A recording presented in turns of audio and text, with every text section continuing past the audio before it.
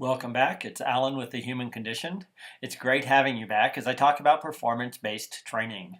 People come in all shapes and sizes. In addition to variations in body types, there are innumerable activities that we as a human species engage in. We engage in activities for work, play, recreation, therapy, competition, community activities, social activities, or perhaps just to experience the joy of moving.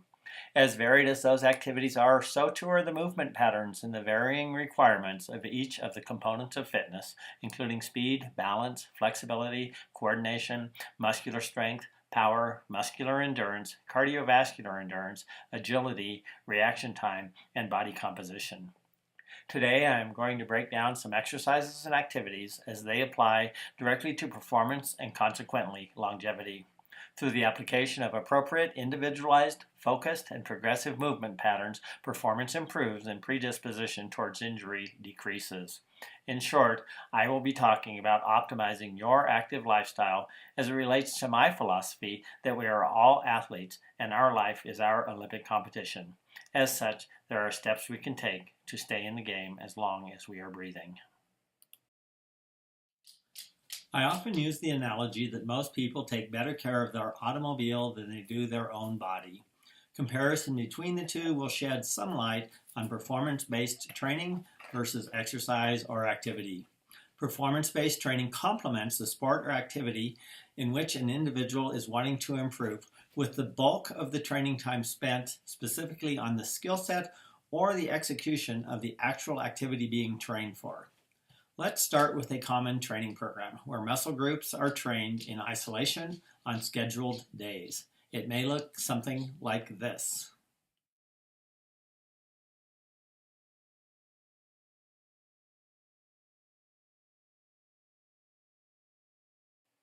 Or this, with days 3, 6, and 7 serving as rest days. Let's continue with the analogy. Just as the human body comes in many shapes and sizes with varied genetic makeup, some of which are more suited to a specific activity than another, so too are there many different types of vehicles suited to various activities. The dragster is not going to perform well as a tow truck, the family minivan is not going to do well on a challenging Jeep trail, the motorcycle would not be the preferred method of transporting a family of 4 to the movies, and the sports car is certainly not the ideal choice for a wilderness snow tour. Each of the vehicles shown has a specific purpose for which it is best suited. So too are different bodies more suited to different exercises and activities. Additionally, just as it is not beneficial to use sports car tires on an ATV, an ultramarathon runner is not going to improve performance by training the same way a linebacker would in football. Effective movement is not based solely on strength of the muscles involved. It is also dependent on the learned motor patterns, sequence of engagement, balance of strength within the range of motion as it relates to the activity being formed, recruitment of stabilizing muscles, the level to which training matches the genetics of the individual, and strategic thinking. To add some clarity to each of the variables mentioned, let's look at how they apply. We have all most likely been told at some point in our life that practice makes perfect. In reality, the only way practice makes perfect is if it's perfect practice. Learned motor patterns in and of themselves are dependent on a number of variables. Perhaps the most obvious is how the motor pattern was learned initially. Using swimming as an example, I was taught how to swim as a youngster through a program at the neighborhood pool by high school and college students who taught swimming as a summer job. Once I was able to swim, I was given various exercises and drills by different coaches in the age group competitive swimming program.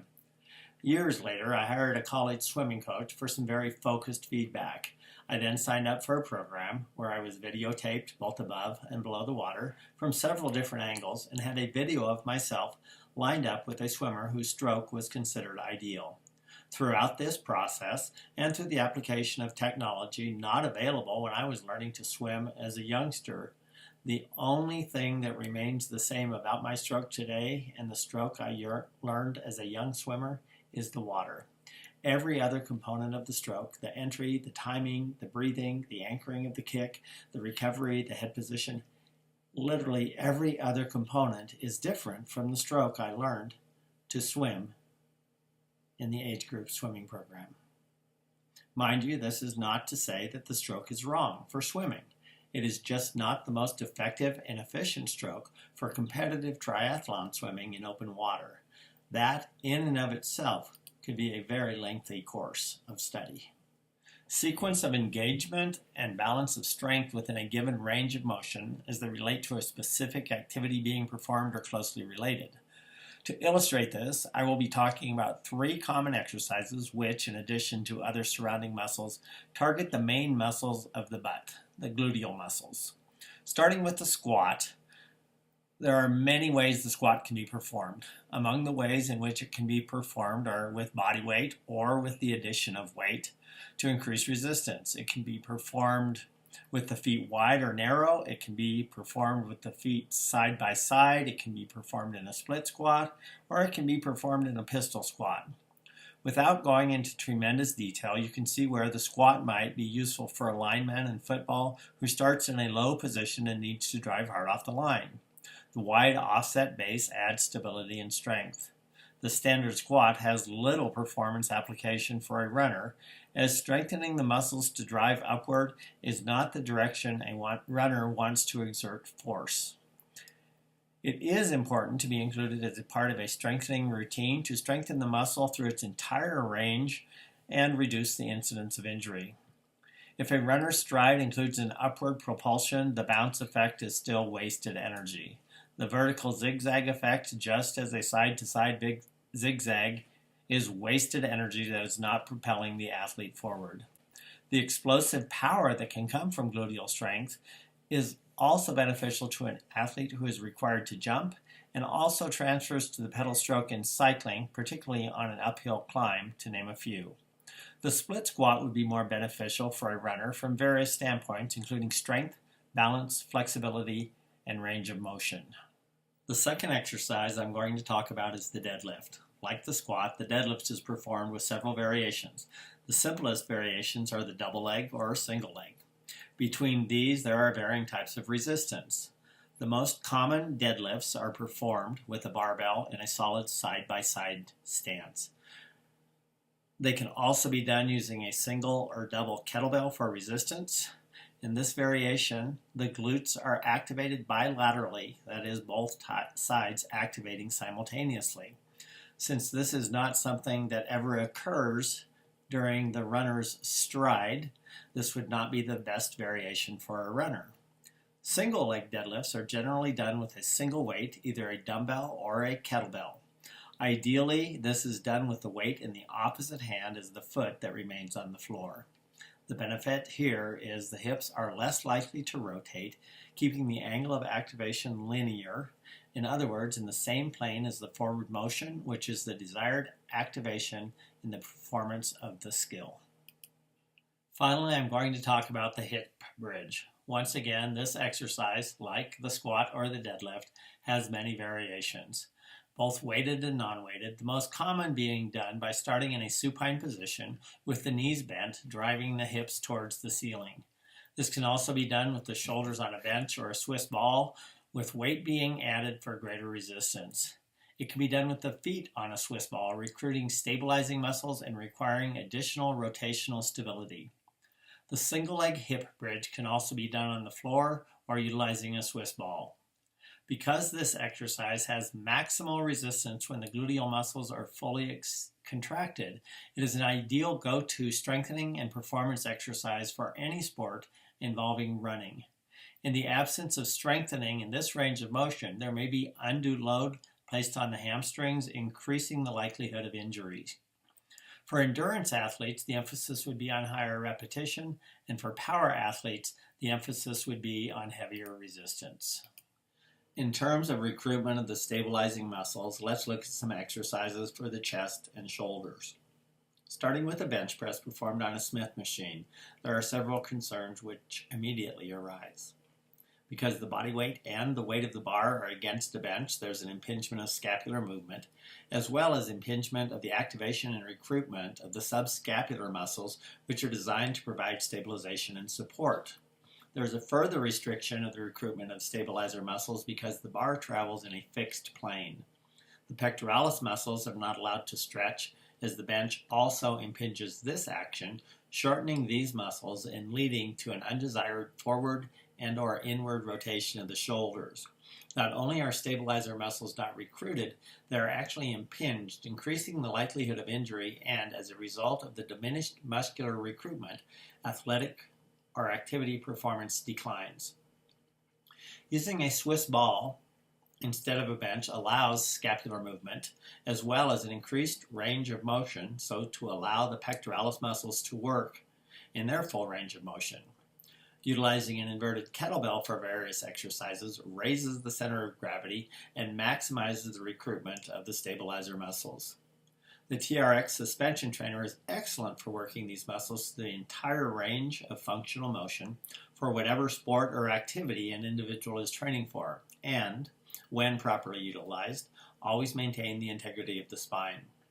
The TRX is perhaps the best piece of equipment for recruiting stabilizer muscles and is easily adaptable to provide appropriate exercises for the beginner or the elite athlete. I have chosen to partner with Advanced Genomic Solutions for a number of reasons. First and foremost, the genetic tests are HIPAA compliant. A client's information is always secure. The 33-page report includes the information needed to work with one's genetics in order to improve overall quality of health and maximize time. Let's review the first page of a sample report to give you a clear picture of the value of this report and how it might be applied. As you look at your one-page genetic summary highlights, the first thing you will notice is your macronutrient wheel. This identifies the balance of protein, carbohydrates, and fat which are ideally suited to your specific genetic makeup. Next, the report will identify your ideal balance and how your body metabolizes monounsaturated and polyunsaturated fatty acids. You will receive information on how your body genetically metabolizes lactose, caffeine, and alcohol. You will receive information on how your body metabolizes vitamins and supplements. Many people are unaware to the level of which their genetics impact their behaviors.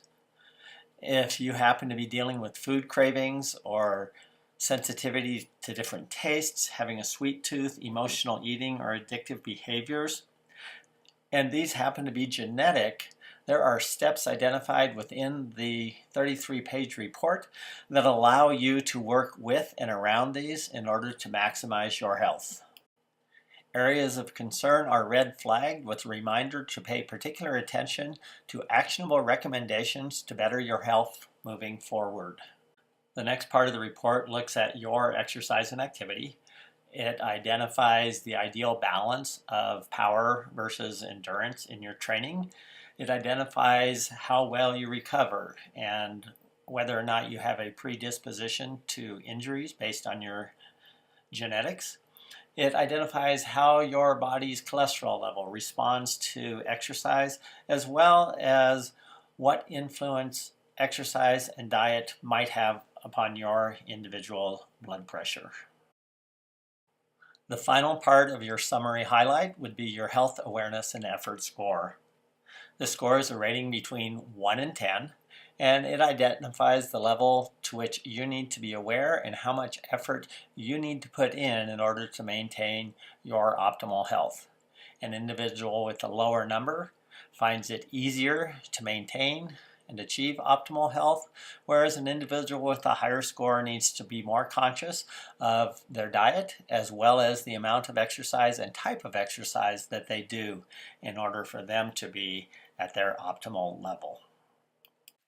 At this point, I'm sure you're wondering what the rest of the report contains. You will receive a genetically optimized nutrition plan. Not only does this come with explanation, but it also comes with suggestions for a grocery list, as well as foods that you may want to avoid in order to obtain your maximal health.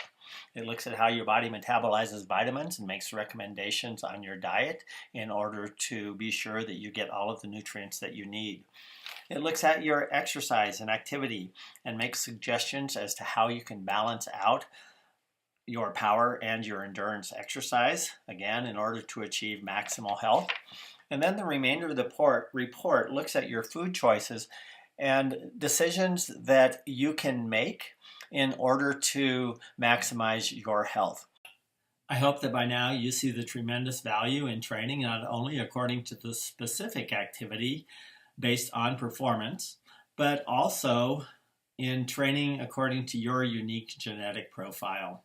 I'm excited about the next video where we will look at goal setting or resolutions and how we can make those resolute through the establishment of what's termed a SMART goal. I look forward to seeing you. Tune in and have an amazing day.